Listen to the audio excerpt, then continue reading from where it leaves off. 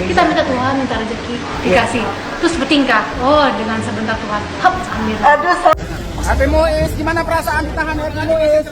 Suami Sandra Dewi terlibat kasus korupsi, rugikan negara hingga 271 triliun. Sandra Dewi langsung lakukan hal ini.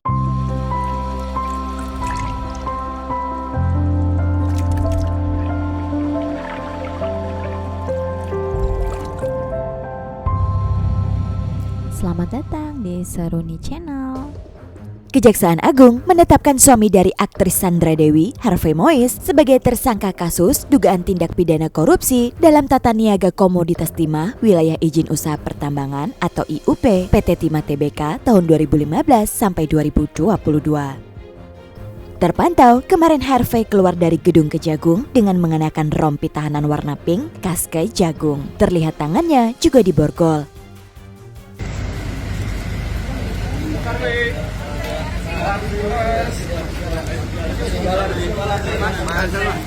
Happy Muiz, gimana perasaan ditahan Happy Muiz? Happy Muiz, Happy Muiz, gimana rasa ditahan? Ia juga dibawa sejumlah staf Kejagung menuju mobil tahanan. Harvey terlihat tak mengungkapkan sepatah kata pun ke awak media.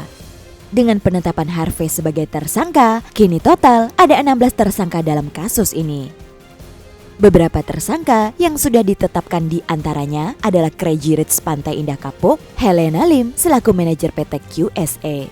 Harvey Mois pun digiring ke Rutan Salemba Cabang Kejaksaan Negeri Jakarta Selatan untuk menjalani masa tahanan selama 20 hari ke depan.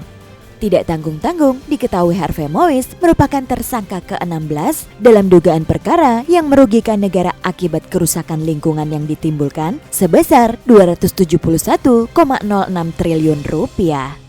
Sehingga yang bersangkutan kita tingkatkan statusnya sebagai tersangka, yaitu saudara HM. Terpantau kini, sang istri tercinta Sandra Dewi telah menutup kolom komentar akun media sosialnya. Namun netizen masih merujak pasangan ini di kolom-kolom komentar akun gosip Instagram yang mengangkat berita mengejutkan ini. Beberapa tidak menyangka pasangan adem ayem dan nyaris sempurna ini bisa terjerat kasus ini. Ramainya pemberitaan tentang sang suami yang ditahan oleh Kejagung, video lawas dari Sandra Dewi pun beredar, di mana Melanie Ricardo sempat bertanya mengapa Sandra Dewi begitu rendah hati dan tidak pernah pamer, padahal memiliki segalanya dan suami yang kaya raya.